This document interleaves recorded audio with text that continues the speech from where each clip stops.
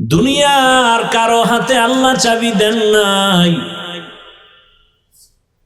এ কারণে যেই রহমতের নবীর চেহারা তাকায় দেখলেই জাহান্নামের আগুন হারাম, ওই রহমতের নবীর পার্শ্বে একটানা 13 বছর বয়ান শুনলো, খানা খাইলো আবু জাহাল, তারপরও কপাল খুলে নাই, কালেমা পড়ে নাই। আর অন্যদিকে 27 বছরের একটা যুবক তরবারি নিয়ে দৌড়ায় নবীকে জবাই করার জন্য। নাম কি? কয় বছর? 27 বছরের যুবক তরবারি নিয়ে দৌড়ায় আমার রসুলকে জবাই করবে। এক নজর দেখা মাত্র তরবারি ফালাইয়া বলেন, ইয়া রাসূলুল্লাহ, আমাকে মাফ করে দেন, কালেমা পড়ায় আমাকে মুসলমান বানায় দেন। এর নাম হেদায়াত, এর নাম কপাল। আবু জাহাল 13 বছর নবীর বয়ান শুনলো, কাছে থাকলো, কালেমা কপালে আসে নাই, বরং হাতের মুষ্টির মধ্যে পাথর নিয়ে বলে, আব্দুল্লাহর সন্তান মুহাম্মদ, বলো আমার হাতের মুষ্টির মধ্যে কি আছে? রহমতের নবী বলেন, আমি বলতে পারলে কি লাভ হবে? বলে, আমি তোমার উপরে ঈমান আনবো, আল্লাহ মানবো, কালেমা পড়বো।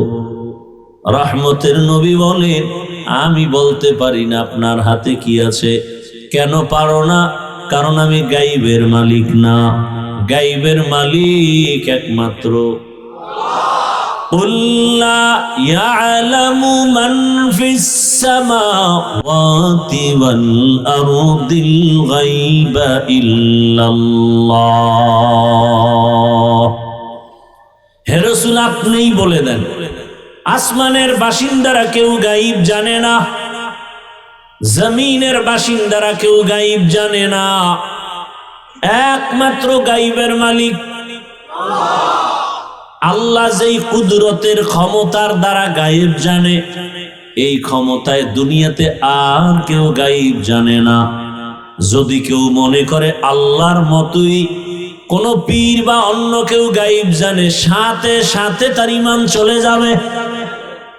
কারণ আমার আল্লাহ এক, আল্লাহর গুণের বেলায় তিনি এক, ক্ষমতার বেলায় তিনি এক। কি কোন অংশীদার, সহযোগী নাই। লাম ইয়ালিদ লাম ইউলাদ লা ইয়াকাস, লাম ইয়ালিদ লাম ইউলাদ লা ইয়াকাস, ওয়ালিদ মাউলুদরা খালেকাস। আল্লাহর মতো আর আল্লাহ নাই, তার ক্ষমতার মতো কারো ক্ষমতা নাই, তার গুণের মতো কারো গুণ নাই।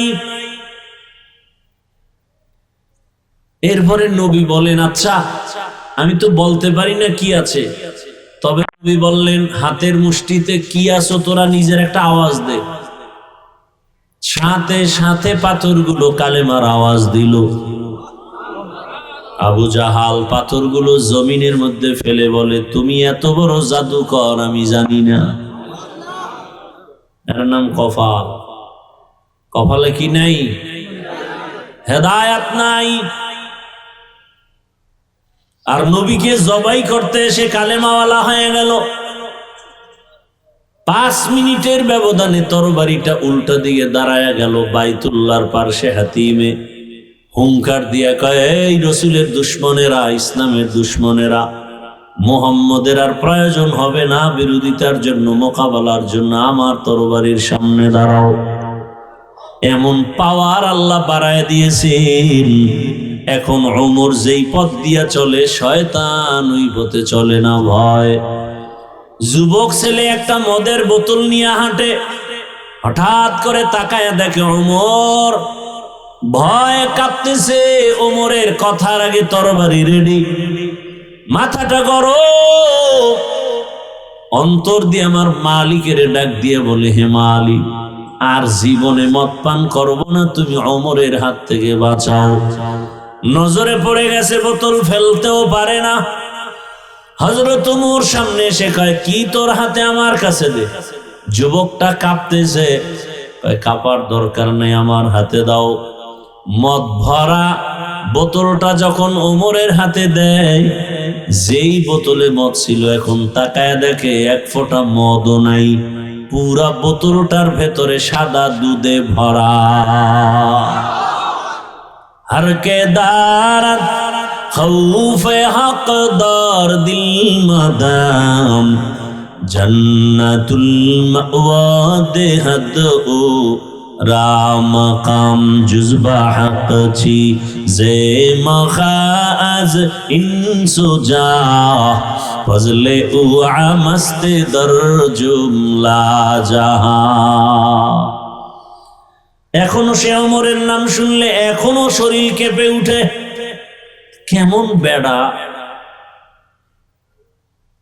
যেই ওমরের উপরে আল্লাহ খুশি। কতটা খুশি, ওমর যা কয় আমি আল্লাহ ওমরের কথা মেনে নিলাম। নবী চিন্তায় আছে আল্লাহ কি কয়। আল্লাহ কয় জিবরাইল নবীরে বলো ওমর যা কয় আমি আল্লাহ মানছি, নবীও যেন মেনে নেন। সেই ওমরকে বর্তমান বাংলাদেশে এমন কিছু আল্লাহর দুশ্মন আছে যে সেই ওমরকে মানতে পারে না, বলে সে বেদাতি। ونشهد أن سيدنا ومولانا محمدا عبده ورسوله اللهم صل على محمد النبي الأمي وعلى آله وسلم تسليما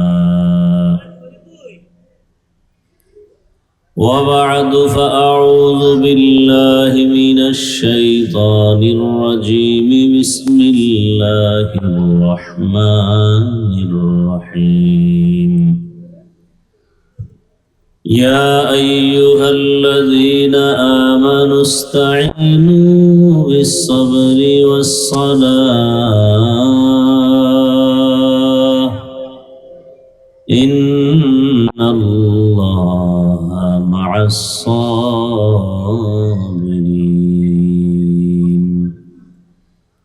وقال النبي صلى الله عليه وآله وسلم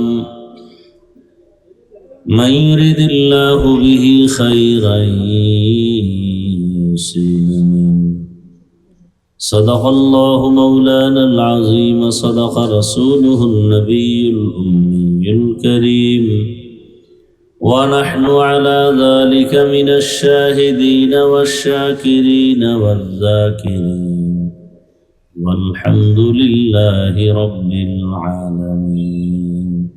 সাউন্ড ক্লিয়ার হয় না, ওই বক্স এদিকে ঘুরান, মনিটরের সাউন্ড কমা, এটা দিকে ঘুরান, অত না চলবো, এটা ওইদিকে দেন, ওর মনিটর কমায় ওটি বাড়ান,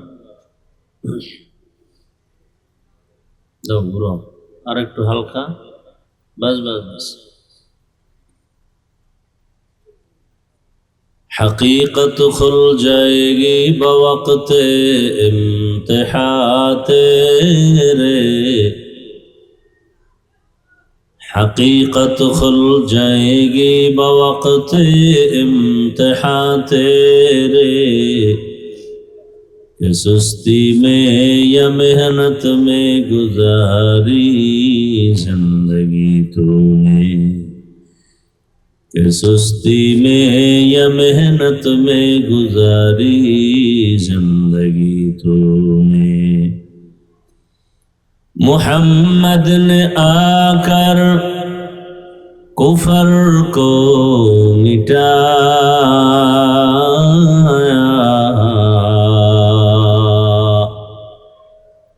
कुफर को मिटा कर सदाक़त बताया, कुफर को मिटा कर सदाक़त बताया। स्पष्ट है ना साउंड, चापा केन, ऊपर उठाओ साउंड।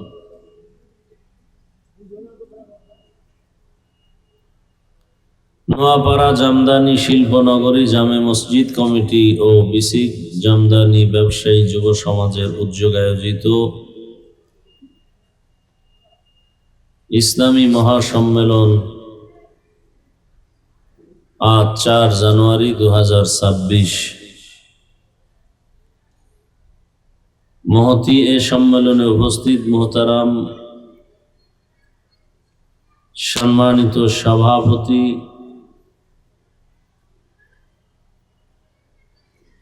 প্রধান অতিথি, বিশেষ অতিথি বৃন্দ, হযরত উলামায়ে কেরাম, অত্র অঞ্চলের বিভিন্ন স্থান থেকে আগত আল্লাহ পাকের আশিকিন, জাকিরিন, শাকিরিন, মুহিব্বিন, মুরব্বিয়ান আযম, কলিজার টুকরা আমার সমবয়সী যুবক বন্ধুগণ, স্নেহের ছোট ভাই, পর্দার আড়ালে মা বোনেরা, আল্লাহ পাকের দরবারে শুকর যে আল্লাহ আমাদেরকে সুস্থ রেখেছেন, আলহামদুলিল্লাহ। জীবনের এক অমূল্য সম্পদ আমাদের সুস্থতা। টাকা পয়সা বাড়ি গাড়ি সব আছে, সুস্থতার নেয়ামত নাই তো এ জীবনের কোনো দাম। টাকা পয়সা বাড়ি গাড়ি তেমন নাই, কিন্তু আল্লাহ সুস্থতার নেয়ামত যদি রাখেন, এর থেকে সুখের জীবন আর হতে পারে। আল্লাহ আমাদের সুস্থতাকে দায়েমান কবুল করেন। এখনো যারা ঘরে বিছানায় হসপিটালে অসুস্থ, আল্লাহ তাদেরকেও পূর্ণ সুস্থতার নেয়ামত দান করেন। উলামায়ে কেরাম আলোচনা করেছেন, আগামী কাল আলোচনা আরো চলবে। আল্লাহ পাক এ মাহফিল ভরপুর কামিয়াবির সাথে কবুল করেন।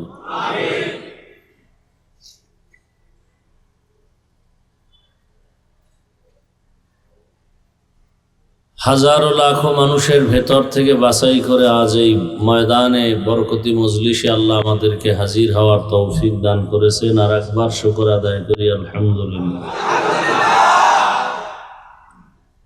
দরুদ ও সালাম সৈয়দুল মুরসালিন, রহমাতুল লিল আলামিন, শফিউল মুজনিবিন, খাতামুন নবিয়্যিন, সৈয়দুস সাকালাইন, ইমামুল মুরসালিন, শফিয়ে আযম, রসুল আকরাম, রহমতে আলম, নবিয়ুল আরব আল আজম, হাবিব কিবরিয়া, আশরফুল আম্বিয়া, সৈয়দুল আম্বিয়া, হযরত মুহাম্মদুর রাসূলুল্লাহ সাল্লাল্লাহু আলাইহি ওয়া আলিহি ওয়াসাল্লামের উপর সর্বোপরি শুকর যাদের অক্লান্ত পরিশ্রমে আজ এই সুন্দর আয়োজন। সময়, পরামর্শ, অর্থ দিয়ে দোয়া করে উপস্থিত হয়ে মাইক, লাইট, প্যান্ডেলের ব্যবস্থাপনার মাধ্যমে সহযোগিতা যারা করেছেন, প্রত্যেককেই আল্লাহ পাক এ খিদমতের বরকতে দুনিয়াতে শান্তি, পরকালে চিরমুক্তির ব্যবস্থা করে দিন। আমি আপনাদের দোয়া নেওয়ার পাশাপাশি খুব সংক্ষেপ 2-4টি কথা বলার নিয়তে কুরআনে হাকিমের এক আয়াত, রসুলের একটি হাদিস আমি পড়েছি। আল্লাহ পাক আয়াত ও হাদিসের আলোকে ইখলাস ও রুহানিয়াতের সমন্বয়ে সহি নিয়তে সহি তরিকায় কিছু কথা আমাকে বলার মতো এবং আপনাদেরকে শুনবার মতো আল্লাহ পাক তৌফিক দান করেন। ইয়া আইয়ুহাল্লাযীনা আমানুস্তাঈনু বিস-সাবরি ওয়াস-সালাহ। আল্লাহ বলেন, হে মুমিন, তোমরা সাহায্য প্রার্থনা করো সবর ও সালাতের মাধ্যমে। ইন্নাল্লাহা মা'আস-সাবিরিন, নিশ্চিত আল্লাহ পাক সাবিরিনদের সাথেই থাকেন। নবীজি বলেন, মাইয়ুরিদিল্লাহু বিহি খাইরান ইউসিব মিন, আল্লাহ যাকে বেশি মহব্বত করেন তাকে আল্লাহ মুসিবতের দ্বারা পরীক্ষা নেবেন। দুনিয়াটাই পরীক্ষার হল। আয়াত ও হাদিসের তরজমা শেষ, এবার সংক্ষেপ কিছু ব্যাখ্যা। দুনিয়াটাই কি পরীক্ষার হল। এই পরীক্ষা মানেই একটা মুসিবত। দুনিয়াতে আমরা যারা পরীক্ষা দেই, ছাত্র, স্কুলে, কলেজে, মাদ্রাসায়, একটা মুসিবত, একটা চাপ। তো দুনিয়াটাও মুমিনের জন্য এক পরীক্ষার হল। এই পরীক্ষায় আমাদেরকে পাশ করার জন্যই যুগে যুগে নবী, রসুল, সাহাবায়ে কেরাম এখন মেহনত করতেছেন ওলামায়ে কেরাম যেন আমরা পরীক্ষায় কেউ ফেল না করি। এই কি পিছনে কোনো আকর্ষণ আছে? হ্যাঁ, সবাই পিছনে তাকায় কেন? আলাদা আকর্ষণ থাকলে আমি চুপ থাকি কিছুক্ষণ, বলেন।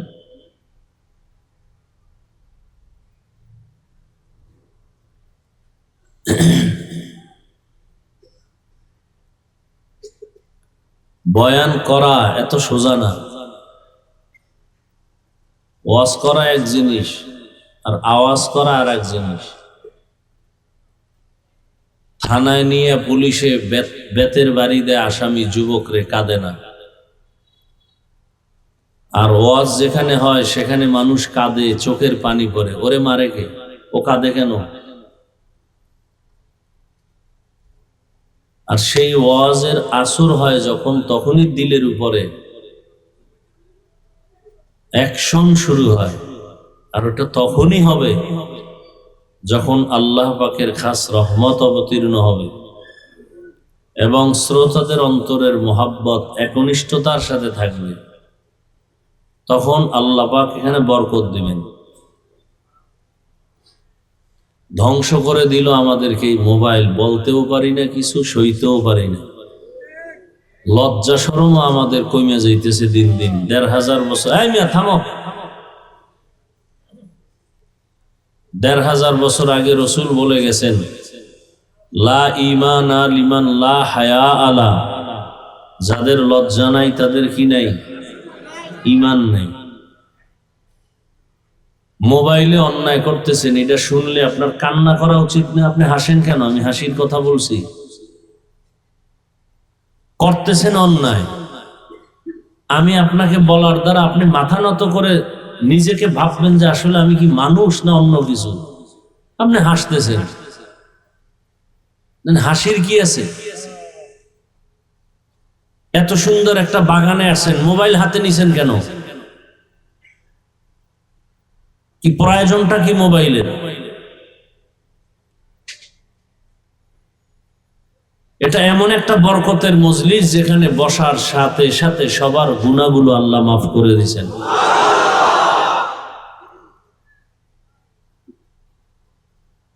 পৃথিবী ঘুরে, শুধু বাংলাদেশ না। একজন মুফতি আনেন তো দেখি, ফতুয়া দেখ।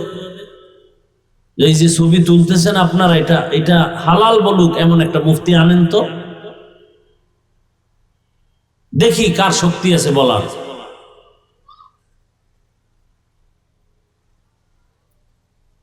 নিজেও ক্ষতিগ্রস্ত হচ্ছেন, অন্যেরও ক্ষতি করার ষড়যন্ত্র করতেছেন। আল্লাহ আমাকে আপনাদের সকলকে হেদায়েতের দৌলত দান করেন।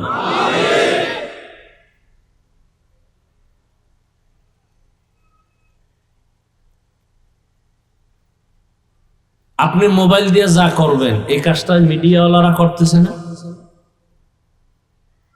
বরং আপনার থেকে ওদেরটা একুরেট হচ্ছে, নিরেট হচ্ছে, নিখুঁত। আপনারটা ভেজাল। সকালবেলা ওদের থেকে ডাউনলোড করে নিতে পারেন যদি প্রয়োজন মনে করেন। আপনি কেন মোবাইলটা হাতে নিয়ে দেখাইতেছেন, হুজুর আমি এক মোবাইলওয়ালা আসছি, আমার চিনেননি? আপনার আমার চেনার দরকার কি? আপনাকে আল্লাহ চিনি কিনা এটার হিসাব নেন। আমি চিনে লাভ কি?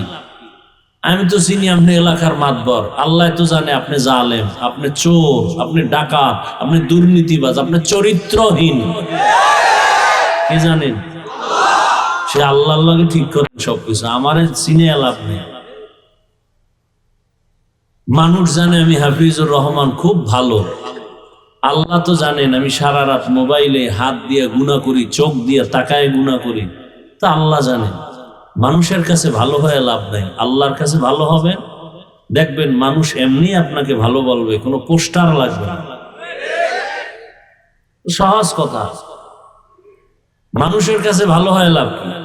এই একা একা নামাজ পড়ে 10 রাকাত নামাজে মনে হয় মুরগিতেও পারতো না, এই পরিমাণ বাড়ি মারে কপাল দিয়ে মাটিতে। 10 রাকাত 3 মিনিটে শেষ। আর মানুষের সামনে নামাজে দাঁড়াইলে 4 রাকাতে 5 মিনিট 6 মিনিট। কি লাভ কি এই নামাজ পড়ে? এই কারণেই তো নামাজও পড়ে, সুদও খায়, নামাজ পড়ে, ঘুষ খায়, মিথ্যা কথা বলে, অন্যের হক নষ্ট করে। এই তো নামাজ তো এরকম উল্টা পাল্টা চালাকি করে নামাজে। এই নামাজে তো জাহান্নাম থেকে বাঁচাবে না, বরং আরো জাহান্নামে নিবে। নামাজ পড়লে কই যাবে? জাহান্নামে যাবে। দলিল আরাআইতাল্লাযী ইউকাযযিবু বিদ্দীন ফাযালিকাল্লাযী ইয়াদউল ইয়াতীম ওয়ালা ইয়াহুদ্দু আলা তাআমিল মিসকিন। এরপরে কি অর্থ? কি ফাওয়াইলুন, ওয়াইল একটা জাহান্নামের তক্কার নাম, ভয়ঙ্কর একটা জাহান্নামের শাখা ওয়াইল। লিল মুসল্লিন, যারা নামাজি মুসল্লি এদের জন্য ওয়াইল নামক জাহান্নাম। আল্লাহর কথা। এবার বুঝেন তো, অন্য আয়াতে আল্লাহ চ্যালেঞ্জ দিয়েছেন, নামাজ মানুষকে বিনা হিসাবে জান্নাতে নিবে, কোনো গুনাহ রাখবে না।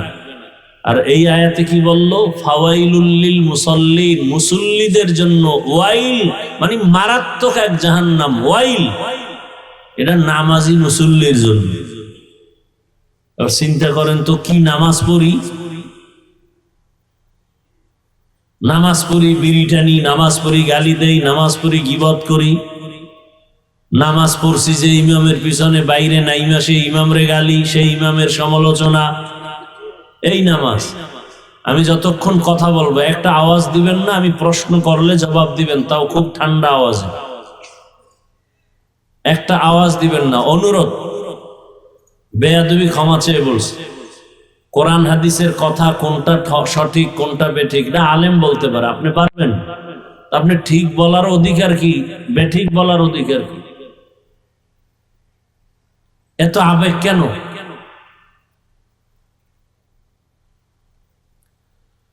আল্লাহ মাহফিল কবুল করেন।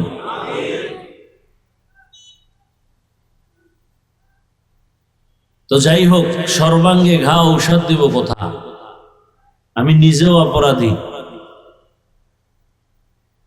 এজন্য বয়ান বা ওয়াজ হওয়ার জন্য অনেক জায়গায় ওয়াজ করি, কখন কয়টা বাজে, টাইম কখন চলে যায় টেরও পাই না। আবার কত জায়গায় বয়ানে বসে খোঁজা লাগে কি বয়ান করব। এসব কিছু এই শ্রোতাদের অন্তরের মহব্বত আর আকর্ষণের ব্যবধান, আর কিচ্ছু না। আল্লাহর রহমত তো আছেই। আপনি মোবাইল নিয়ে ব্যস্ত হলে তো আপনি এখানে বসছেন, আপনি আমার কি বয়ান শুনবেন? আপনি তো ও নিয়েই ব্যস্ত। আপনার কলবে তো বয়ান ঢুকবে না। আপনার কপালে তো খারাপ কেন? 24টা ঘন্টা মোবাইল মোবাইল মোবাইল, নামাজে যায়, মসজিদে যায় মোবাইল, বাথরুমে মোবাইল, ঘুমায় ঘুম নাই, সারা রাত মোবাইল মোবাইল, জেনা জেনা জেনা, চোখের জেনা, হাতের জেনা, পায়ের জেনা, অন্তরের জেনা। কি পরিমাণ মোবাইল, একটা সেকেন্ড বাদ নাই। মাওলায় ধৈর্য নিয়ে আসছে বেহেশতের বাগানে। এই জায়গাটায় কি এই গজবের জিনিসটা আলাদা রাখা যায় না? এহে না, ইও সেই গজব।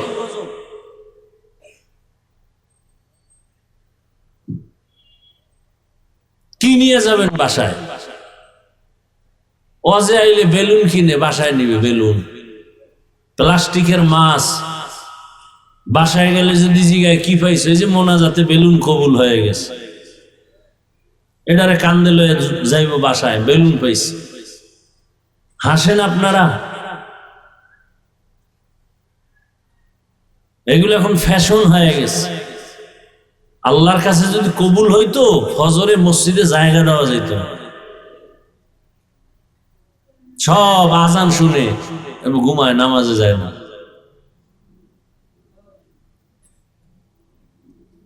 এই কথাগুলো সন্তানকে মাও বলতে ভয় পায়, কারণ সন্তান মাকে মারবে। মাও বলে না, যদি আমারে মারে।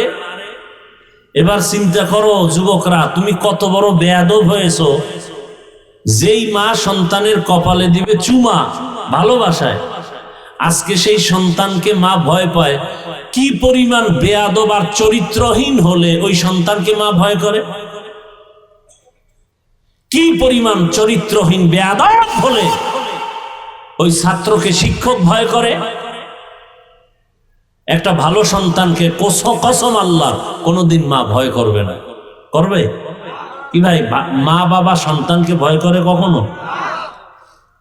আবার এই কুলাঙ্গার আবার বন্ধু বান্ধবের সামনে কয় আমার বাপ মা যে আমারে ভয় পায়, গর্ব করে আবার। অথচ চিন্তা করা উচিত তোমার মা বাপ তোমাকে ভয় পায় শুধু তুমি বেয়াদব, তোমার চরিত্র নষ্ট, এই কারণে ভয় পায়। কোন ভালো মানুষ আদর্শবান সন্তানকে কোনোদিন কোন মা বাপ ভয় পাবে না, প্রশ্নই উঠে না। এই কথাগুলো কেউ বলবে না, বলার নাই, শোনারও লোক নাই, বিরোধিতা করার লোকের অভাব নেই।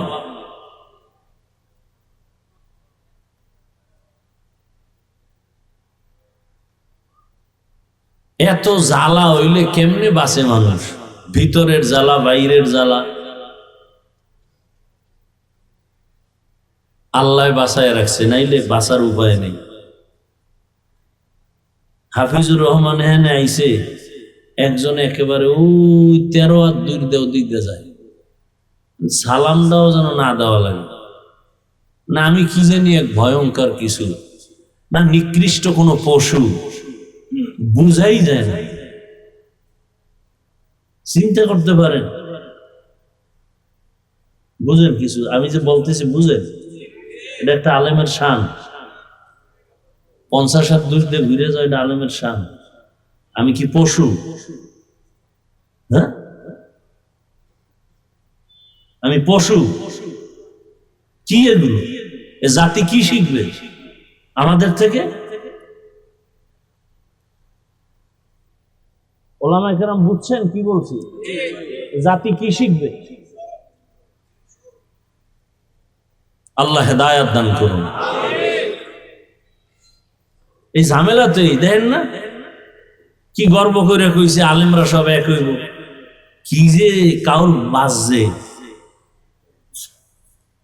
গর্ব করে কইছে। বেশি হয়ে গেছে গর্বটা, যে হাফিজুর রহমান এটা বলসকা দুনিয়ার সব এক হইলে তোরা এক হইতে রইনি। তেল আর পানি এটা মিলানো বড় কঠিন। জনমের মতো ঝাঁকানি দিল, আবার জায়গা কিছুক্ষণ পর আলাদা, বড় কঠিন হালাত। অন্তর যদি ঠিক না হয় তো উপরে দিয়ে মিলাইলে কি হইলে? ওই যে কয় না, কলবে কলবে মিল না হইলে গান গায় না? কলবের মিল না হইলে উপরের মিল হইলে কোনো লাভ নাই। কলবের মিল হওয়া দরকার।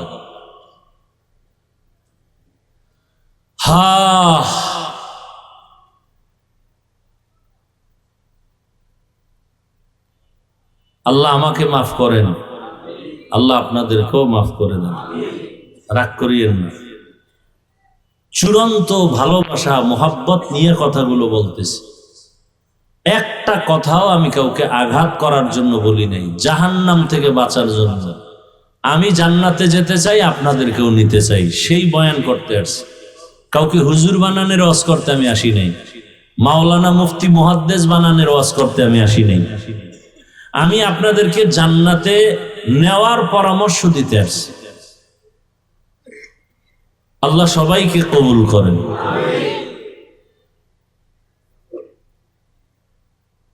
তো এই দুনিয়াটা পরীক্ষার হল, পরীক্ষা মানেই একটা মুসিবত। এই পরীক্ষায় পাশ করার জন্য সাহায্য লাগবে, না হয় সম্ভব না। কারণ যেই হলে পরীক্ষা দিতে আসছি, হলটা বড় মারাত্মক খতরনাক হল। দুনিয়া নামক পরীক্ষার হল বড় কঠিন।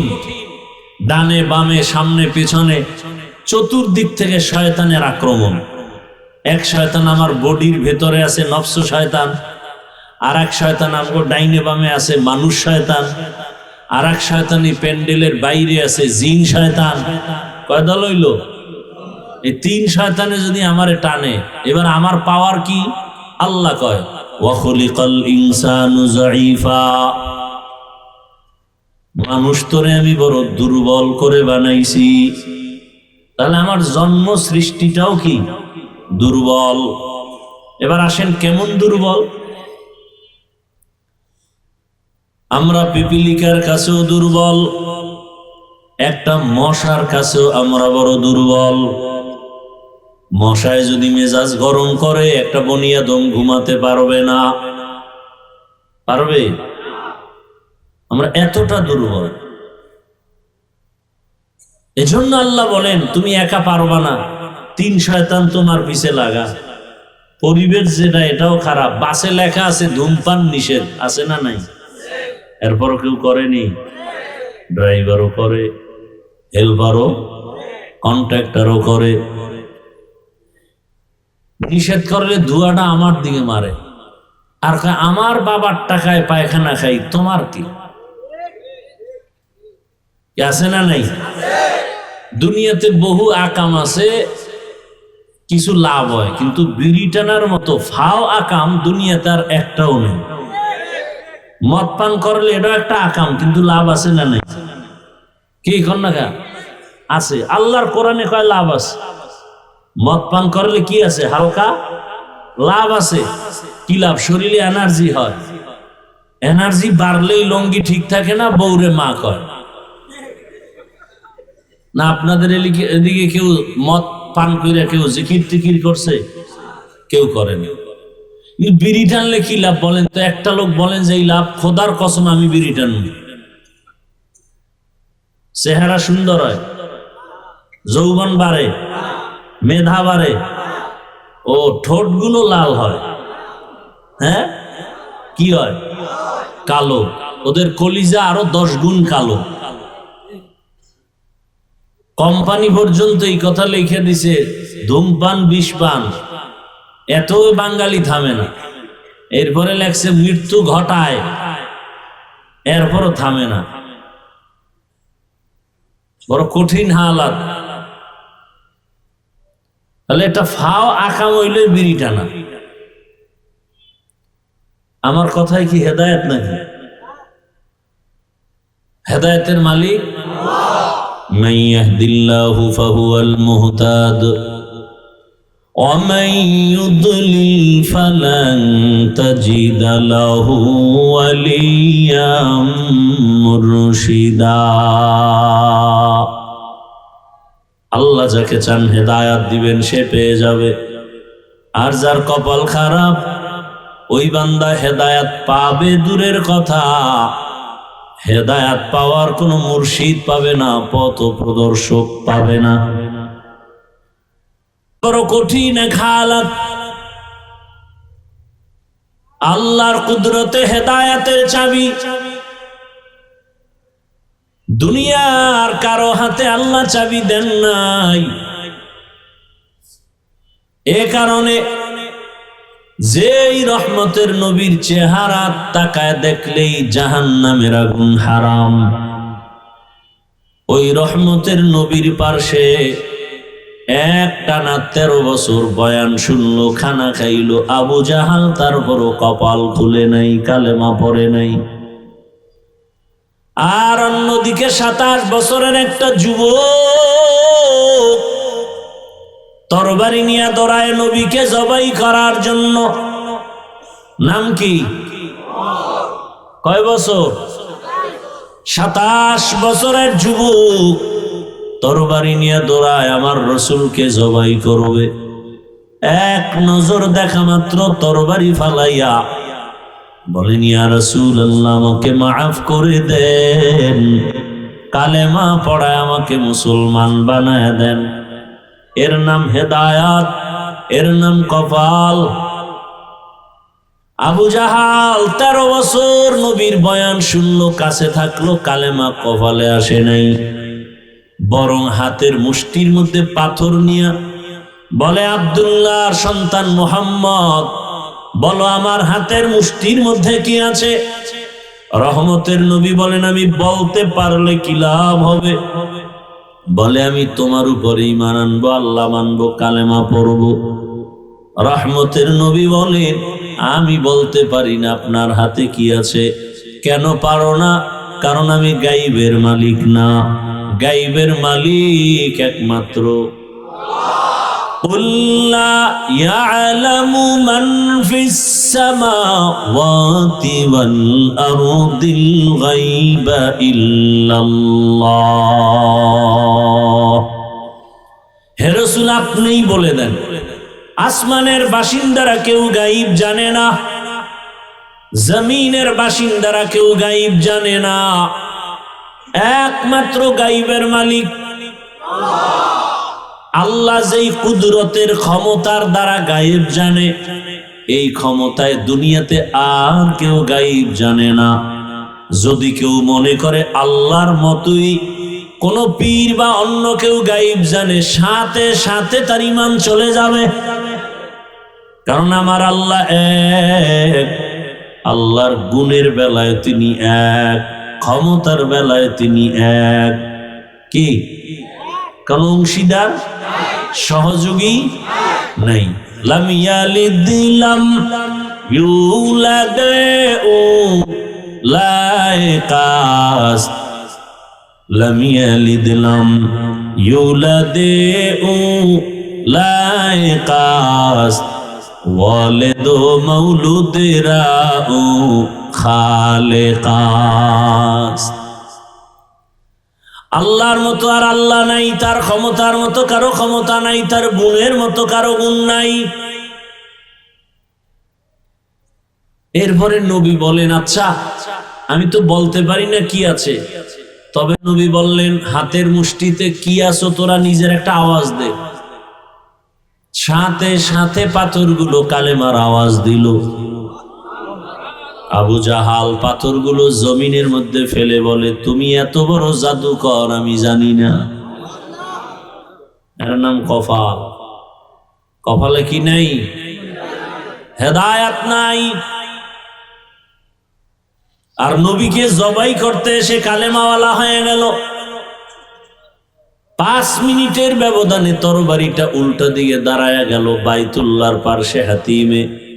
হুঙ্কার দিয়া কয়, এই রসুলের দুশ্মনেরা, ইসলামের দুশ্মনেরা, মুহাম্মদের আর প্রয়োজন হবে না বিরোধিতার জন্য, মোকাবেলার জন্য আমার তরবারির সামনে দাঁড়াও। এমন পাওয়ার আল্লাহ বাড়ায় দিয়েছেন, এখন ওমর যেই পথ দিয়া চলে শয়তান ওই পথে চলে না। ভয় যুবক ছেলে একটা মদের বোতল নিয়ে হাঁটে, হঠাৎ করে তাকায় দেখে ওমর, ভয় কাঁপতেছে। ওমরের কথার আগে তরবারি রেডি, মাথাটা গরম।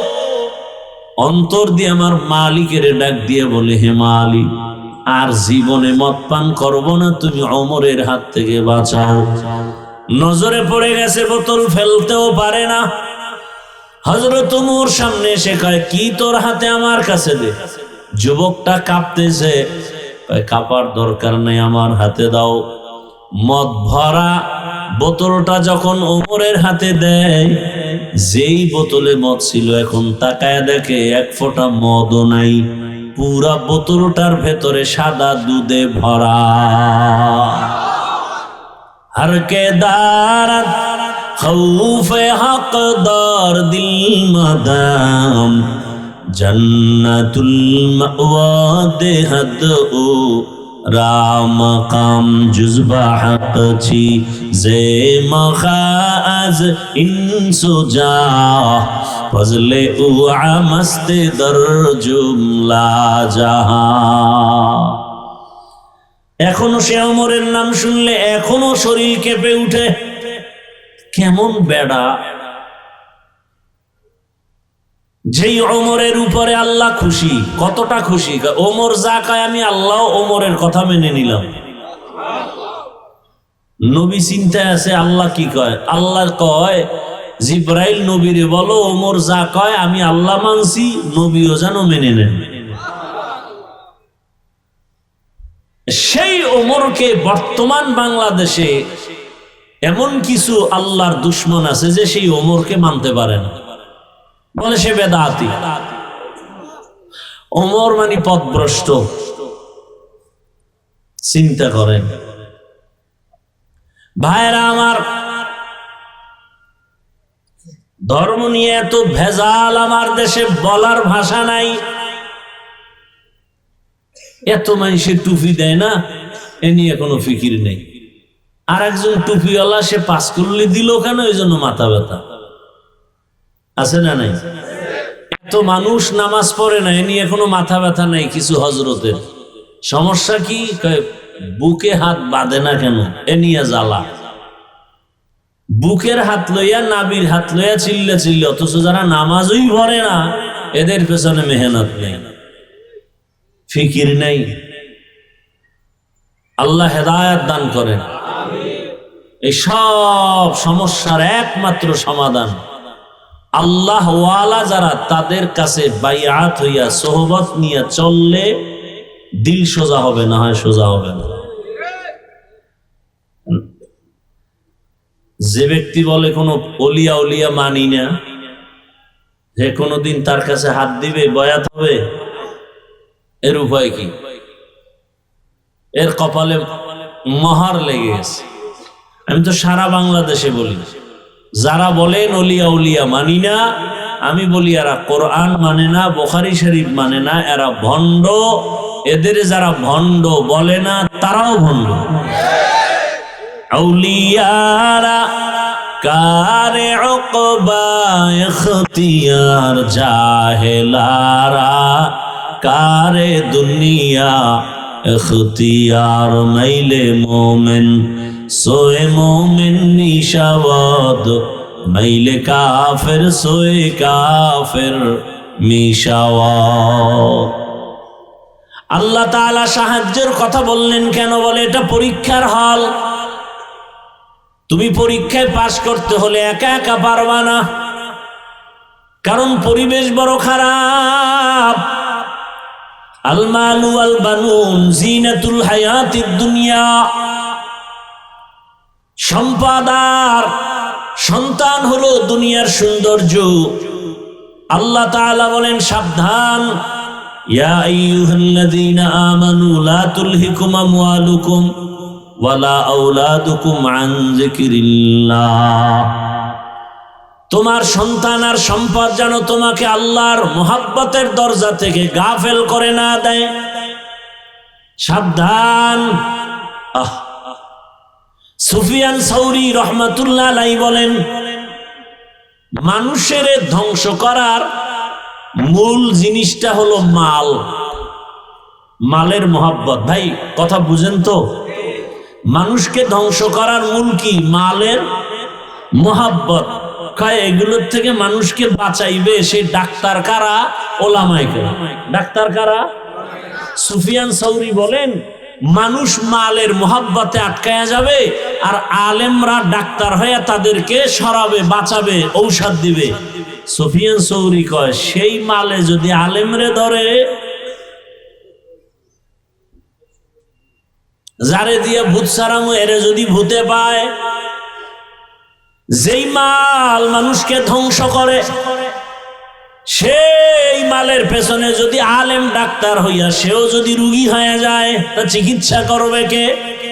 এলমেরা এজাজ করদান বেহিসাব, খলকেরা দাদান জবাবে বাসওয়াব হক না দারদ। এই এত ডিস্টার্ব করা লাগে? তুমি সামনে বইলা খাইয়া, কত মানুষ পিছনে ডাইনে ভাবে দাঁড়ানো, ওখান থেকে দুই চারজন যদি বিড়ি টানতে যায় আমরা দেখবো, ডিস্টার্ব হবে। সামনে বসে মানে হেদায়েত হয়ে গেছে মাশাআল্লাহ, এরার বয়ান লাগবে। থানবী রহমতুল্লাহ আলাইহির দরবারে যে একজন বইয়া 1 মিনিটও না উঠা হাঁটতেছে, সবাই গিয়ে ধরছে, এই ভাই তুমি কোথা থেকে ফট করে চলে যাও থানবীর দরবার? কেন ভাই আমার অজ হয়ে গেছে, পুরা টাটকা হেদায়েত পেয়ে গেছে। কি আমরা 40 বছর হজরতের দরবারে লাইন পাইতেছি না খুঁজা, আর আপনি আসলেন আর বসলেন আর উঠা যান, হেদায়েত হয়ে গেছে? বলে হ্যাঁ হয়ে গেছে। যদি আমি 1 মিনিটের ওয়াজ আমল করি, আমার বিশ্বাস আমি বিনা হিসাবে জান্নাতে যাব। কি ওয়াজ? থানবী বলছে গুনাহ করিও না, নেক ছাড়িও না। আপনারাও কি এই নিয়ে উঠতেছেন? এমন করিয়েন না। আল্লাহ নিয়ে আসছেন ভাই, জোর করে এই সমস্ত ঠান্ডার মধ্যে এই প্যান্ডেলে বসা যায় না। মাওলায় দয়া না করলে পারে না, সম্ভব না। এই থার্ড ক্লাসের বিছানায় যে কেউ বসতে পারে না। এখানে বসতে কপাল লাগে, কপাল। এখানে বসতে কি লাগে? কপাল। বুঝো না রে বাবা, ভালো করে বুঝো। এই এলাকার কোন কোটিপতি যদি এতগুলো মানুষ কোন একটা জায়গায় দুনিয়ার লাইনে জমা করতে চাইতো, তাহলে ওই নেতা, ওই টাকাওয়ালা সাহেবের প্রথমে তাকে আসা যাওয়ার ফ্রি গাড়ি দেওয়া লাগতো। আপনাকে দিছে ফ্রি গাড়ি, আবার ওই ফ্রি গাড়িতে এই বেহেশতি মানুষ আসতো না, সব গাঞ্জাখোরেরা লাইন দিত। আসার পরে ভিআইপি চেয়ার বসার জন্য আপনাদেরকে ভিআইপি বিছানা দিছে। পৃথিবীতে এর থেকে নরমাল থার্ড ক্লাসের বিছানা হতে পারে না। এর থেকে থার্ড ক্লাসের বিছানা আছে? নাই। এখানে কে ভিআইপি, কে নন ভিআইপি, কে বড়, কে ছোট, কে আলেম, কে মূর্খ, সব এক। কে ধনী, কে গরিব, কোনো ভেদাভেদ নাই। ওই টাকাওয়ালা সব মানুষের বসাই আবার ফাঁকে ফাঁকে নাস্তা দেওয়া লাগতো।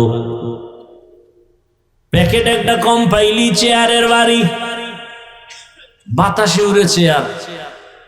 আমি দেখলাম কেমনে, ওই ওগো দলের মধ্যে আবার কয়েকটা কুলাঙ্গার লাইফ বয়, ওরা লাইফ দিয়া কয়, দেখে নামগো দলের মানুষ আমরা কত বড় বেয়াদব। কথা বুঝেন, বাংলা বুঝেন? এখানে এই দলের একটা মিটিং, হেনে নাস্তা লইয়া কি হয়েছে না হয়েছে এটা লাইভ দিয়ে যে দেখায়, ও কুলাঙ্গার না? সারা দেশের মানুষের দেখায় আমরা কত বড় বেয়াদব। দেখেন আমরা নিজেরা কিলে কিলি লেগে গেছি। আমার কথা যুক্তি আছে না বানাইয়া বলতেছি? এটা হইতে পারে কোন দলের আদর্শবান সদস্য করতে পারে? টুকটাক তর্ক বিতর্ক হবে, এটা লাইভ দিবে কেন? জাতিকে জানাইবে কেন? সে আপন লোক হয় কিভাবে? আপনাদের নাস্তা টাস্তা দেওয়া হয়েছে মোনাজাতের পরে? কপাল বড় খারাপ। এইবার খেয়াল করেন, খেয়াল করেন, মানুষ কিন্তু মানুষ, খুব বুঝার বিষয়। এই মেধা আল্লাহ আর কোন মাখলুককে দেন নাই, মানুষকে দিছেন। এরপরে এতগুলো মানুষকে ওই সাহেবের নিয়ন্ত্রণের জন্য কত পুলিশের দরকার, কত আর্মি, কত র্যাব। সর্বশেষ ভয় থাকলে কুত্তা নিয়ে হাজির। কারণ মানুষের উপরে বিশ্বাস নাই, বেঈমানি করে ফেলে। কিন্তু একটা কুকুর জীবন দিবে, কোনোদিন বেঈমানি করবে না। এবার আপনারা বলেন তো, এই যে এতগুলো মানুষ আপনারা বসে আছেন এই ঠান্ডার ভিতরে, নিয়ন্ত্রণের জন্য কত প্লাটুন পুলিশ আছে? হ্যাঁ, একটু আকল দেখে খাটান তো। এতগুলো মানুষ, যে যেখানে দাঁড়ানো, যে যেখানে বসা, চুপচাপ, কে কোথায় বসছে কোনো খেয়াল নাই। পেটে ক্ষুধা আছে, ওদিকে চিন্তাও নাই। এমনকি টেলিফোন করলেও এখন আর কেউ কল ধরবে না, কেটে দেবে। কথা ঠিক না? আবার দিছে, আবার কাটবে, এইভাবে 4-5 বার দিলে তো মাথা গরম হয়ে যাবে। মাথাটা নত করে একবার রিসিভ করে আসতে বলবে, এই মিয়া এতবার কাইটে দি, তুমি আবার কল দাও। ধমক একটা দিয়া ছেড়ে দিবে। আর যদি টেলিফোন করনেওয়ালা ঘরের ম্যাডাম হয়, তা রাত্রে খবর আছে। আচ্ছা একটু চিন্তা করেন তো, একটা পুলিশ নাই, র্যাব নাই, এই এতগুলো মানুষ চুপচাপ, কোনো আওয়াজ নাই। এটা কেমনে সম্ভব? বুঝলে এক কথায় হেদায়াত। ইসলাম মানলে এটা সম্ভব। কি মানলে? ইসলাম ছাড়া আর কেউ পারবে না, আল্লাহর কসম। এটা ইসলাম পারে, আর কেউ পারে না। এজন্যই তো আমি চ্যালেঞ্জ দিয়ে বলেছি, আল্লাহর কসম করে, ইসলাম যতদিনে জমিনে কায়েম হবে না, ততদিন পর্যন্ত জমিন ঠান্ডা হবে না, জাতীয় শান্তি পাবে না। আল্লাহর কসম, শান্তির ঠিকানার নাম ইসলাম। আপনি মানেন না সেটা ভিন্ন কথা। কত লোক নামাজ পড়ে না, আছে না এখানে? তার মানে কি নামাজের প্রতি আগ্রহ আছে না? আছে। এজন্য তো ঝগড়া নাই। হ্যাঁ, তার সাথে তর্ক, তার সাথে যুদ্ধ। যদি বলে নামাজ পছন্দ করি না, এ কথা বললেই সে বেঈমান। একজনে দাড়ি রাখে না, কোনো ঝগড়া নাই, তার ঈমান আছে। যদি বলে দাড়ি পছন্দ করি না আর ছাড় নাই, সে বেঈমান হয়ে গেছে। কথা বুঝেননি আমার? পর্দা করেন না আপনি মুমিন, অন্তরে আগ্রহ। আর যদি বলেন পর্দা পছন্দ করি না, আর আপনার সাথে কোনো আপোষ নেই, আপনি বেঈমান হয়ে গেছেন। পর্দা না করার পর্দা পছন্দ না করা এক না। তো ইসলাম এমন শান্তির এক জমিনের জন্য আল্লাহ দিয়েছেন। এই ইসলামের অনুকূলে যারা থাকবে, এরা দেখেন না আওয়ামী লীগ করে, আওয়ামী লীগ। বাংলাদেশে এরম লোক সব মরে গেছে না? আছে, আছে মানে বাদশার হালাতে খায় ঘুমায়, কোনো টেনশন নাই। বিষয় কি? কয় মাদ্রাসায় টাকা দেয়, মসজিদে টাকা দেয়, আলেম ওলামার সাথে কলিজার মোহাব্বত, কারো উপরে কোনো জুলুম করে না, গালি দেয় না, 5 ওয়াক্ত নামাজ পড়ে। এরকম বিএমপির মধ্যে বহু আল্লাহর বান্দা আছে না নাই? মাদ্রাসায় টাকা দেয়, মসজিদে দেয়, দাড়িওয়ালা 5 ওয়াক্ত নামাজ বা জামাত আদায় করে। এ কারণে যত তুফান হোক না কেন, উলামায়ে কেরামের বরকতে তার উপরে কোনো বিপদ আসে না। শান্তির ঠিকানাই তো এটা। রাসূল তো চ্যালেঞ্জ দিয়ে গেছেন, 2 জিনিস আঁকড়ায় ধরো, জীবনে সম্মান যাবে না, ঈমান যাবে না, অশান্তি আসবে না। 1, আল্লাহর কোরআন আঁকড়ায় ধরো, 2, নবীর আদর্শ সুন্নাত। এই 2 জিনিস আঁকড়ায় যারা ধরবে, তাদের জিন্দেগি শান্তির জীবন। আল্লাহর সাহায্য চাও, দুনিয়াটা কিছুই না রে বাবা। ও আমার কলিজার যুবক, কয়দিন আর বাহাদুরি করবা? কম তো করো নাই। মনে চাইছে দাড়ি রাখবা না, রাখো নাই। মনে চাইছে পার্কে পার্কে দৌড়াবা, দৌড়াইছো। মনে চাইছে সারা রাত মোবাইলে গুনাহ করবা, করেছো। মনে চাইছে নামাজ পড়বা না, পড়ো নাই। এখনো কি তওবা করার অন্তর আসে নাই? আরো কি গুনাহ করতে মনে চায়? বলো আর কতদিন করবা? বলো তোমার আশা কতদিন করলে পূরণ হবে? আর কত রাত মোবাইল চালাইলে আশা পূরণ হবে বলো? আর কতদিন পার্কে পার্কে গুনার আড্ডা দিলে তোমার আশা পূরণ হবে বলো? এবং এ কথাও বলো, তোমার হায়াতের বাকি আছে আর কতদিন? চোখের সামনে লাশের মিছিল, ঘুমের বিছানায় তাকাও যুবকের লাশ, পানির মধ্যে তাকাও যুবকের লাশ, গাড়ির নিচে তাকাও যুবকের লাশ। ও আমার কলিজার যুবক, এখনো কি তোমার হুঁশ আসে নাই? তোমার লাইনের জাতি ভাই গোটা দুনিয়াটাকে জাগরণ তৈরি করে কবরে চলে গেল, রক্তের ফোঁটা জমিনে ফালায় দিয়া শাহাদাতের দরজা দিয়া চলে গেল। আর জাতি কি বুঝায় গেল? যুবকেরে বুঝায় গেল, এরে যুবক, টাকা দিয়া পশু কিনা যায়, আমি হাদিকে কিনা যায় না। এরপরও হুঁশ হয় নাই। তুমি মোবাইলে আকাম দেখবা সারা রাত, এজন্য তুমি এমবি ভরার জন্য মায়ের টাকা চুরি করো, বাবার টাকা চুরি করো, ঠিক নেই? আর তোমার জাতি সেই যুবক রাস্তা দিয়ে হাঁটে, মানুষ এসে এসে টাকা দেয়, খবর নেই। 50,000 টাকার বান্ডিল দেয়, কেনেও অ্যাকাউন্টে কোটি কোটি টাকা জমা। তোমরা সাক্ষী দাও, যেই ছেলের কথা বলতেছি, এত টাকা ও কোনোদিন কি লাইভে এসে বলছিল আমাকে টাকা দাও? ও যুবক, তুইও যুবক, তোর চরিত্র এত খারাপ কেন বল? কার অভিশাপ লাগাইছো কপালে? হয়তো মা বাবার অভিশাপ লাগছে, না হয় শিক্ষকের, না হয় আলেম ওলামার। এই 3 জায়গার অভিশাপ লাগলে কসম আল্লাহর, মরার আগে তুই পঙ্গু হয়ে যাবে। আর এই 3 জায়গার দোয়া থাকলে তুই ডাক্তার হলো গোটা দুনিয়াতে সম্মান হবে, মানুষ তোর কদম চুমতে থাকবে। এক ডাক্তার জাকির নায়েকরে কে না চিনে দুনিয়ায়? হোমিওপ্যাথিক ডাক্তার, টাকার গরমে না, ক্ষমতার গরমে না, এই পরিচিতি, এই খ্যাতি, এই সম্মান, সুন্দর চরিত্র, নৈতিক আদর্শের কারণে। আর তুমি সারা রাত আকাম করো মোবাইলে, চেহারাটারে নষ্ট করে ফেলেছ। 40 বছরে তোমার চেহারা নষ্ট হওয়ার কথা না, অথচ 22-25 বছরে তোমার চেহারায় কোনো আলো নাই, নূর নাই, আকর্ষণ নাই, তাকাইলে মায়া হয় না, বরং দিন দিন শুধু চেহারা নষ্ট হয়। যুবক পাও ধরে বলছে, নিচে নাইমে যদি একটা বলতে পারো যে ভাই ধরো, কয়েকজনে নাইমে আসে। খোদার কসম পাও ধরে বলছে, পারি না নাইমে আসতে। মাইকের ফোন যদি একটা লাগাই দিত পুরো 50 হাতে, তাহলে নাইমে নাইমে পাও ধরে অজ করতাম, অজও করতাম, পাও ধরতাম। তোর পায়ে হাত দিয়ে বলি,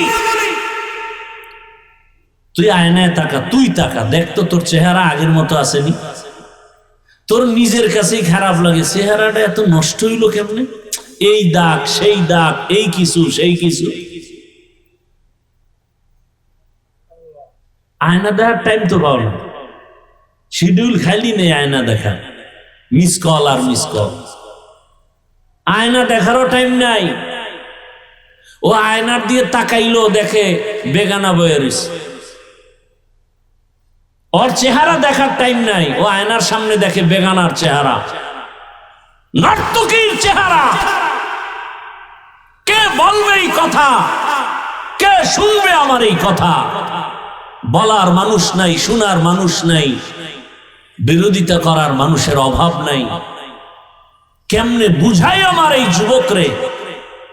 যুবক, গোটা দুনিয়ার নেতৃত্ব তো তুমি দিবা, গোটা দেশ তো তুমি চালাবে, গোটা দুনিয়া তোমার দিকে তাকিয়ে আছে। তুমি সমাজকে সুন্দর করবা, দেশকে সাজাবা, সেই চরিত্র তোমার মধ্যে আছে। নষ্ট করো কেন? হারিয়ে গেলে আর ফিরে আসবে না, চরিত্র কোনদিন আসবে না।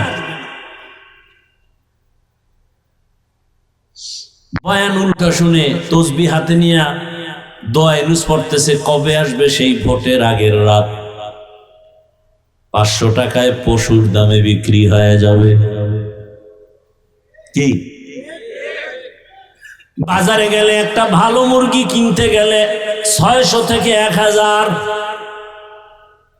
একটা ছাগল কিনো 15,000, 20,000, একটা গরু কিনবা তুমি 1 লাখ। আর ভোটের আগের রাতে আমার সোনার বাংলার আশরাফুল মখলুকেরা বিক্রি হয় 500 টাকায়। তাহলে তুমি তো আসলে মানুষ না, তুমি অমানুষ। তুমি কি? অমানুষ। আল্লাহ কয় এটা পশু, আল্লাহ আবার বলে না না না, বালহুম আদাল, এরা পশুর চেয়েও খারাপ। একটা পশুর দাম 1 লাখ, একটা পশুর দাম 15-20,000। কি তুমি মানুষের দাম তার চেয়েও কম?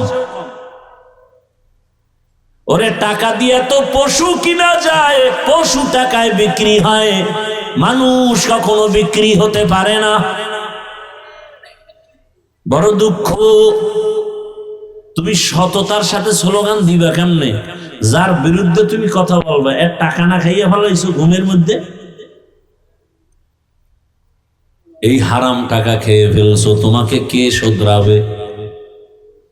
বাবায় মান্যত করে আছে হারাম খাবে, যৌতুকের টাকা খায় বিয়ে বা সন্তানকে বিবাহ করাবে। এরম বাবা নাই দেশে? বাপ নামের অযোগ্য। এনে আমার যুবক, আবার বইলাও কিন্তু মন আবার স্থির হয়, কারণ তোমার লাইনে বহু যুবক আছে স্কুলে পড়ে নামাজি নাই? ঢাকা কলেজে কত ছেলেরা লেখাপড়া করে, মাথায় পাগড়ি, বড় দাড়ি, বড় জামা, মনে হয় যেন মসজিদের কোনো খতিব, অথচ আরবিও ভালো করে পড়তে পারে না। ও যুবক, তোমার কিসের অভাব? আমি তো বলি নতুন করে যা করছো তো করছো, এবার তওবা করে একটা দাঁড়ায় যাও, নতুন ভাবে দাঁড়াইয়া মাত্র 5-7 বছর মোবাইলটা পানিতে ফেলে দাও, চরিত্র নিয়ে নতুন করে দাঁড়াও, দেখবা তোমার জীবনটা সুন্দর হয়ে যাবে। আল্লাহ তাআলা রাস্তা খুলে দিবেন। গোটা দুনিয়ার পিছনে তুমি ঘুরো না, আজকে টাকার জন্য কত পেরেশানি করো। যদি চরিত্র নিয়ে দাঁড়ায় ডাক্তার হও, ইঞ্জিনিয়ার হও, প্রফেসর হও, ওসি ডিসিএসপি হও, মেম্বার চেয়ারম্যান এমপি হও, আল্লাহর কসম যদি চরিত্র ভালো থাকে, আদর্শ ভালো থাকে, গোটা দুনিয়ার মানুষ তোমাকে চিনে ফেলবে অল্প সময়। তোমাদের জাতি ভাই উদাহরণ না? কথা বলো না কেন? উদাহরণ। গোটা দুনিয়ার মানুষ তাকায়ছিল ওই ছেলেটাকে। বাংলাদেশের মানচিত্রে এই দেশ যতদিন আছে তার ইতিহাস ততদিন থাকবে। কথা ঠিক? তোমার অভাব কি বলো বাবা? তোমার দিয়ে তাকায় আছে গোটা দুনিয়া, গোটা দেশ, গোটা সমাজ। তোমাকে নিয়ে মা বাবা গর্ব করবে, আমার ছেলে বড় সুন্দর। যেখানে যাবে সবাই বলবে আপনার অমুক ছেলে, বলে হ্যাঁ ধন্য আপনি। আপনার সন্তানের মতো একটা ভদ্র ছেলে আর নাই। স্কুলে এত ছেলে পড়ে, কিন্তু আপনার ছেলেটা আমাকে দেখলেই সালাম দেয়। বাবার মন খুশি না বেজার? এই যে বয়ানগুলো করতেছি, কি বুঝতেছে যুবকরা? এই বয়ান দিয়ে আমি কি বুঝাইতেছি? তোমরা আমার মতো হুজুর হও। ভুল বুঝবা না, আমি হুজুর বানাইতে আসিনি। হুজুর বানানের বয়ান করনেওয়ালা আমাদের ওলামায়ে কেরাম আলহামদুলিল্লাহ অভাব নেই। দ্বিতীয়ত, আমার দেশে আলেম ওলামা পীর মাশায়েখ হুজুরের অভাবও নাই। আমার দেশে আদর্শবান ডাক্তারের অভাব, আদর্শবান ইঞ্জিনিয়ারের অভাব, আদর্শবান প্রফেসরের অভাব। আমার দেশে আদর্শবান ওসি ডিসিএসপির অভাব। প্রত্যেক থানা জেলার ওসি ডিসিএসপি আদর্শবান নামাজি যদি হতো, আমাদের এত চিৎকার দেওয়া লাগতো না। সমাজে বয়ান চলতো, আমল চলতো, সুদখোরের পেছনে অনুমতির জন্য দৌড়ানো লাগতো না। চিন্তা করেন, মানুষের পাও ধরে ধরে বয়ান করি, পাও ধরে ধরে। হিন্দুর বিরুদ্ধে বলি না, খ্রিস্টানের বিরুদ্ধে বলি না, আর সেই ওয়াজ করতে যদি অনুমতি লাগে, এই দেশে বাঁচা না বাঁচা আর কি আছে? এই মুসলমানের দেশ। আপনাদের দোষ 99 গুণ বেশি, 99% দোষ আপনাদের।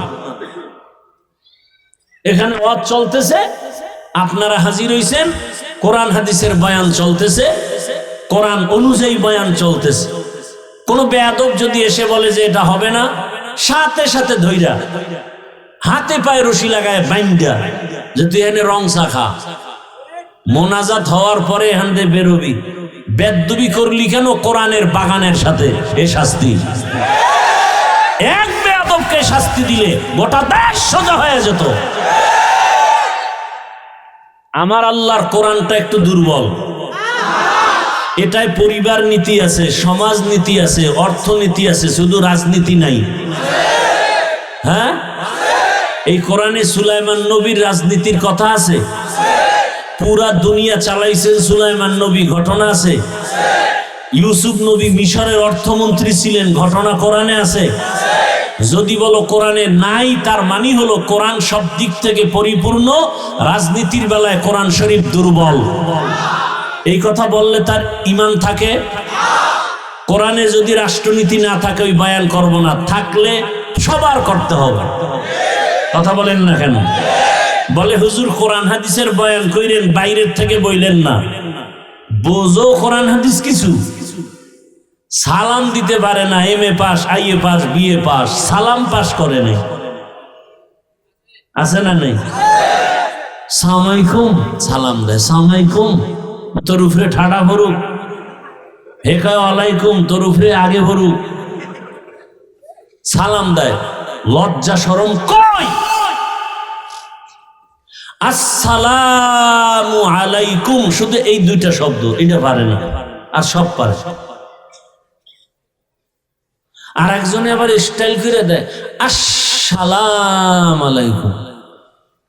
হুজুর একজন পাইয়া স্টাইল করছে, তো হুজুরে যে চালাক বুঝে না, জিগায় হুজুর কেমন আছেন? হুজুর কয় শুকুর আলহামদুলিল্লাহ। হুজুর আপনি শুকুর বললেন কেন? শুকুর বলবেন না? কপাল তোরটাও খারাপ, আমারটাও খারাপ। আমি যে শুকুর বলবো এই নকটা তুই সালামে নিয়ে গেছি, আমার তো শুকুর বলা ছাড়া উপায় দেয়।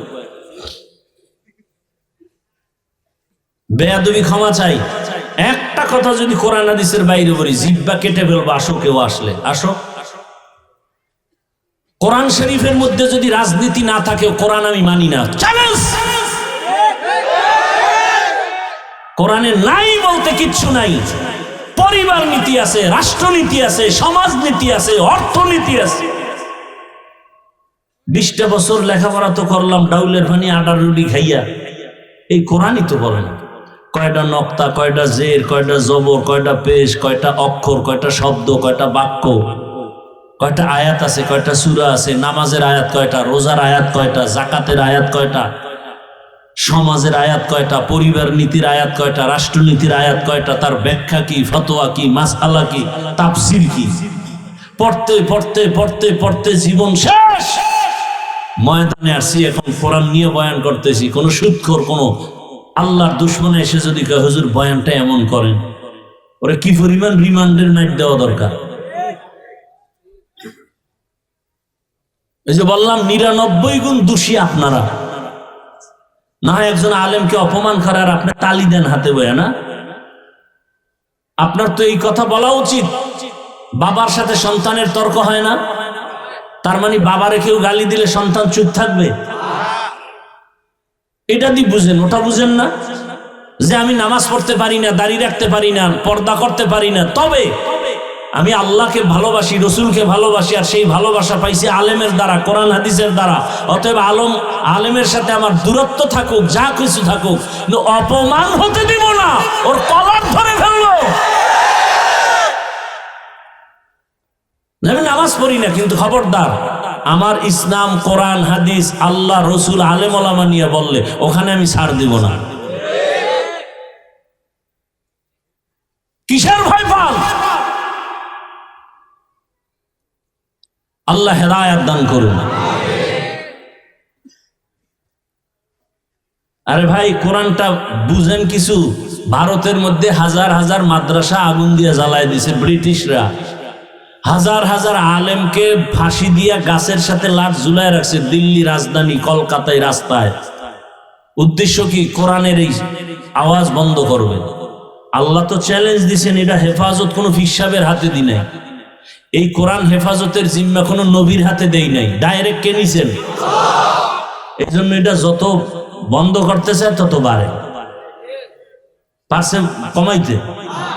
মাদ্রাসা ব্যাঙের ছাতার মতো, ব্যাঙের ছাতার মতো, বলে না? বলে না? বাংলাদেশে যারা বুঝ আছে, জানা আছে, জ্ঞান আছে, শুধু তারা জবাব দিবেন। বাংলাদেশে স্কুল, প্রাইমারি, এডি বেশি না মাদ্রাসা বেশি? না, আপনার অ্যান্সার ভুল। কি ভাই, আমি বলছি আপনারা না জানলে জবাব দিবেন না, আন্দাজে একটা জবাব দিয়ে রাখলেন কেন? এখানে বহু শিক্ষিত মানুষ আছে। বাংলাদেশে প্রাইমারি স্কুল হিসাব করলে গড়ে অনেক বেশি। প্রত্যেক গ্রামে গ্রামে স্কুল আছে, ঘর আছে, সব আছে, কিন্তু বাংলাদেশে বহু অঞ্চল আছে মাদ্রাসা নেই। কথা ঠিক না? তাহলে ব্যাঙের ছাতার মতো তো স্কুল আর প্রাইমারি হয়েছে, মাদ্রাসা হয়নি। অথচ একটা দোষ দিয়ে দিল ব্যাঙের ছাতার মতো। এটা মুসলমানের বাচ্চা এই কথা বলতেছে, ব্যাঙের ছাতার মতো। অথচ মাদ্রাসায় পড়লে একটা চরিত্রহীন মানুষ চরিত্রবান হয়। ডিসি সাহেব টেবিলে বসে কোরআন শরীফ পড়ে। ডিসি সাহেব আপনি কোরআন শিখলেন, সরকার শিখে? এখন না না হুজুর, ওই যে ছোটবেলা মক্তবে আব্বা আম্মা পড়াইছে না, সেই সময় শিখে ফেলছি। আর এখন আর মক্তব নাই সোনার বাংলায়, আছে? নাই। এখন মুয়াজ্জিন ওঠে আজান দিতে, মাও উঠে বাচ্চাকে কেজিতে পাঠাবে। ওখানে গিয়ে কি পড়ে? সরোয়া, সরেয়া। আমার মাদ্রাসায় এসে ছেলে এখন কি পড়ে? সরোয়া। মাদ্রাসায় আছে না? আছে। ব্যবধান কোথায়? সন্তানটা স্কুলে গিয়ে পড়ে সরওয়াতে ওয়াজাগর, ওই একই অক্ষর মাদ্রাসায় এসে সন্তান পড়ে সরওয়াতে ওযু, একই অক্ষর। স্কুলে গিয়ে পড়ে সরায়াতে আপা, মাদ্রাসা এসে পড়ে সরায়াতে আল্লাহ, মাদ্রাসা এসে পড়ে রব্বি জিদনি ইলমা।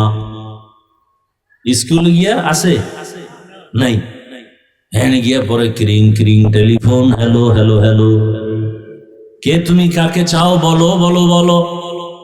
আমি ম্যাও হ্যালো ক্যাট বিড়ালকে চাই, জরুরি খবর আছে ডেকে দাও তাই। হাংটিমা টিম টিম তার খাড়া দুটো শিং, তারা মাঠে বারে ডিম। আর আগের কবিতা তো ছিল আদর্শ লিপি, পড়ছি না? সকালে উঠিয়া আমি মনে মনে বলি, সারাদিন আমি যেন ভালো হয়ে চলি। আদেশ করেন যাহা মোর গুরুজনে, আমি যেন সেই কাজ করি ভালো মনে। আর এখন নাচবে কেমনে, কোমরটা কি বামে না ডানে ডুলাইব, এই জন্য শিক্ষক নিয়োগ দেবে। হুজুর গো যখন মাথা গরম হয়ে গেছে, রাস্তায় নামছে, সব নাস্তিকের বাচ্চাগুলো লেজ গুটায় ভিতরে ঢুকছে। বাংলাদেশের একটা সুন্দর সংস্কৃতি যে আলেমরা নামলে তারা কামিয়াব। যে আন্দোলনে আলেম আছে এটা কি কামিয়াব।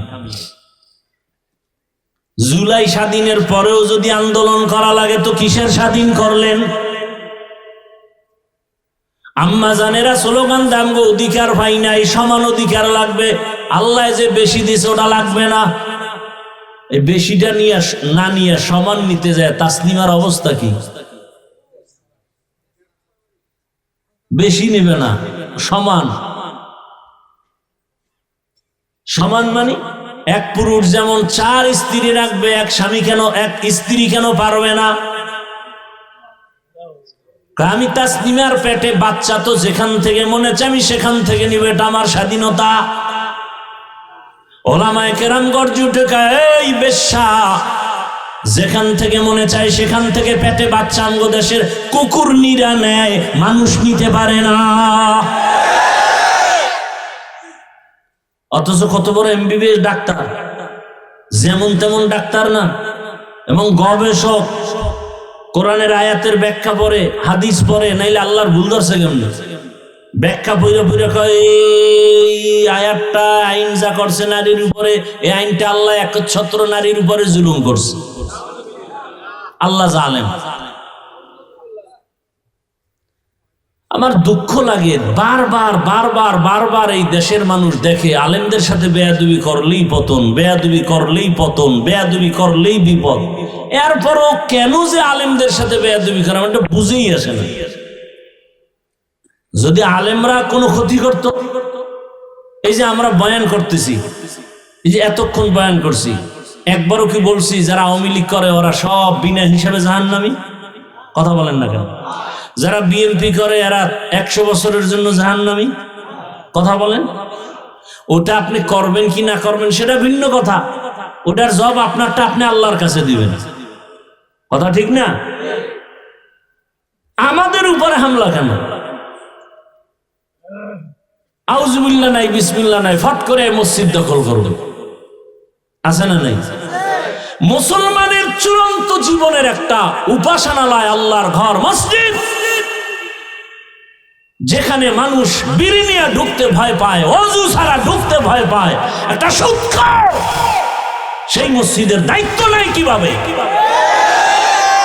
সুদখোর তো মায়ের সাথে জিনা করার গুনাহ লিপ্ত, অল টাইম মায়ের সাথে জিনা, গর্ভধারিণী মায়ের সাথে অল টাইম জিনা জিনা জিনা জিনা। সুদখোর, যার জীবনে একটা মোনাজাত কবুল হবে না তওবা না করা পর্যন্ত। সুদের সাথে যারা জড়িত এদের হজ কবুল হবে না, দান সদকা কবুল হবে না, একটা মোনাজাত কবুল হবে না। বরং অল টাইম আমার আল্লাহ রেডি রাখতে থাকতে বলছে, যে রেডি থাক, আমি আল্লাহ নিজে তোর সাথে যুদ্ধ করব। তো কত বড় মারাত্মক চিন্তা করেন তো। সূরা বাকারা আয়াত, এই যে কথাগুলো বলতেছি কাউকে আঘাত করার জন্য, দূরে সরাবার জন্য। আচ্ছা, আগামী জুমা এই বয়ান, আমার মতো এই বয়ানগুলো আপনাদের মসজিদ এলাকায় করুক না তো কোন ইমাম খতিব, কি হবে উপায়? কমিটি গোপনে বলবে 1 মাসের ছুটি। কি দোষ আপনাদের না? আপনারা তো প্রতিবাদ করতে পারবেন না, ওই যে পায়খানা খাইছেন।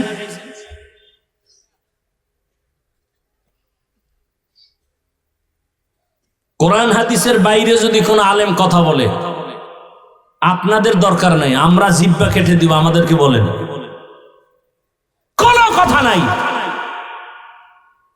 কোন আলেম যদি কোরআন হাদিসের বাহিরে কিছু বলে, সেই দিন আর নাই যে চুপে চাপে কিছু করবে, আমাদেরকে বলেন, আমরা সোজা করবো, আমরা ইনশাআল্লাহ।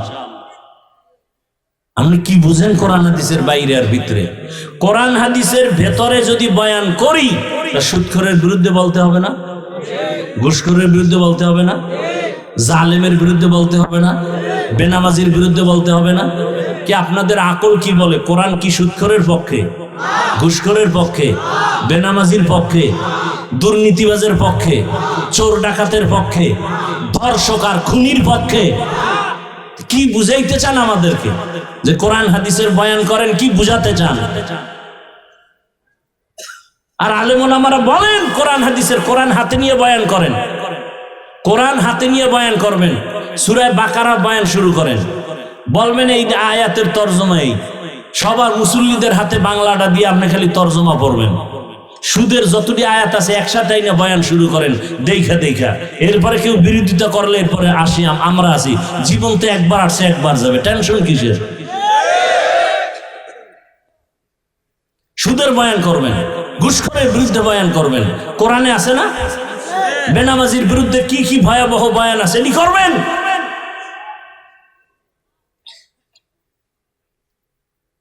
বেপরদায় যারা চলে এদের বিরুদ্ধে কি বয়ান? জেনার শাস্তি, চোরের শাস্তি, মানুষকে ধোঁকা দেয় এর শাস্তি কি? ব্যবসায় গিয়া মালে ভেজাল করে এদের শাস্তি কি? কোরআনের আয়াত লয়ে লয়ে বয়ান করে। কি ভাই, এইবার দেখি কে বলে যে হুজুর কোরআনের ভিতরে দিয়ে। হ্যাঁ, এবার ভিতরে দিয়েই করতেছি, টাটকা ভিতরে দিয়া আয়াত লইয়া লইয়া বয়ান। সূরা বাকারা 275 নম্বর আয়াতের ওখান থেকে 3-4 পৃষ্ঠা হোমানে বয়ান, মুনাফিকদের বিরুদ্ধে বয়ান, জালেমের বিরুদ্ধে বয়ান, লাগাতার বয়ান করেন। কে এই বয়ান শেষ করবেন? আপনার 14 পুরুষের হায়াত হইল তো এই কোরআনের বয়ান শেষ করা যাবে না। সবাই কোরআন হাতে নিয়ে বয়ান করবেন, মসজিদে মসজিদে ওলামায়ে কেরাম, একেবারে ধারাবাহিক, মুখস্থ বয়ানের দরকার নাই। আল্লাহ, খুব রাগ করতেছেন আপনারা। আপনারা রাগ করলে তো দোষ নেই, আমরা করলে না দোষ। হুজুর এত রাগ, আমি মানুষ না। আল্লাহ হেদায়েত দান করুন। যুবক বাবারা, আমি বলবো নতুন করে ঘুরো। তুমি ডাক্তার হও, দোয়া করি, দিল থেকে বলছি, ডাক্তার হও, বেয়াদব হইও না। ইঞ্জিনিয়ার হও, বেয়াদব হইও না। ওসি হও, ডিসি হও, এসপি হও, বেয়াদব হইও না। তুমি এক যুবক, ফুটন্ত গোলাপ, তোমার ঘ্রাণে পুরা সুবাসিত হবে গোটা দেশ, গোটা সমাজ। তোমাকে দেখলে দুশ্মন ভয় পাবে, যারা উল্টা পাল্টা চরিত্রহীনরা দেখলেই তো ভয় পাবে। আরে এর সামনে বিড়ি টানা যাবে নাকি? আমাকে সামনে কেউ বিড়ি লয়ে আসে কেন? আমরা ফ্রিডম জানি এই লোকটা জনমের মতো বিড়ি টানে, এরপরে তো আমরা সালাম দেই, বসাই, আসেন, জানি। কিন্তু ওই লোকটা তো আমার সামনে কখনো বিড়ি নিয়া হুজুর দেখে, হুজুর হুজুর হুজুর বিড়িটা ফালাই দিস। তো তোমার চরিত্রটা এমন হতে পারে না যে তোমার বন্ধু বান্ধবরা তোমার আদর্শ দেখিয়া ভালো হয়ে যাবে? আমি তো একবারও বলি না আমার মাদ্রাসায় মাওলানা হও, বলছি আমার দেশে মাওলানা, মুফতি, মুহাদ্দিসের অভাব নেই। অভাব কি? আদর্শ ডাক্তার, আদর্শবান ইঞ্জিনিয়ার, আদর্শবান প্রফেসর, আদর্শবান ওসি, ডিসি, এসপি, এটি চাই। এই বয়ানগুলো আমি সারা দেশে এভাবে করি। আমার এই লাইনের বয়ানটা আমি ইচ্ছা রকম খুব জোর দিয়ে করি। এখনো সময় আছে, তওবা করো, অন্তরটাকে নরম করে দাও। মানুষের একটা আফসোস থাকে, আরে পার্কে গেলে কি জানি মজা, তো নিছো না, এবার ফিরো। মনে মনে আল্লাহকে বলো, ও আল্লাহ, জীবনে পার্কে কম ঘুরি নাই, দাড়ি কম কাটি নাই, নামাজ কম সারি নাই।